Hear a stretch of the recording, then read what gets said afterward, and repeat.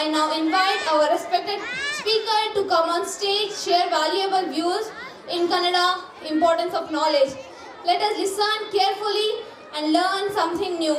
Please welcome Afifa Afra with big round of applause. ಇಂದು ನಾನು ಶಿಕ್ಷಣದ ಮಹತ್ವದ ಬಗ್ಗೆ ಸ್ವಲ್ಪ ಮಾತಾಡಲು ಬಯಸುತ್ತೇನೆ. ಶಿಕ್ಷಣವು ನಮ್ಮ ಜೀವನಕ್ಕೆ ಬೆಳಕು ನೀಡುತ್ತದೆ.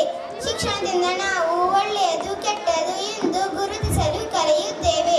ಶಿಕ್ಷಣವಿಲ್ಲದೆ ಜೀವನ ಅಂಧಕಾರದಂತಿರುತ್ತದೆ. ಇಸ್ಲಾಂನಲ್ಲಿ ಶಿಕ್ಷಣಕ್ಕೆ ಬಹಳ ದೊಡ್ಡ ಸ್ಥಾನ ಇದೆ. ನನ್ನ ಪ್ರಿಯ ಪ್ರವಾದಿ ಮುಹಮ್ಮದ್ ಸಲ್ಲಲ್ಲಾಹು ಅಲೈಹಿ ವಸಲ್ಲಂ ಅವರು ಹೀಗೆ ಹೇಳಿದ್ದಾರೆ, ಇಲ್ಮು ಜ್ಞಾನ ಪಡೆಯುವುದು ಪ್ರತಿಯೊಬ್ಬ ಮುಸ್ಲಿಂ ಪುರುಷ ಮತ್ತು ಮಹಿಳೆಗೆ ಫರ್ಜ್. ಈ ಹದೀಸ್ ನಮಗೆ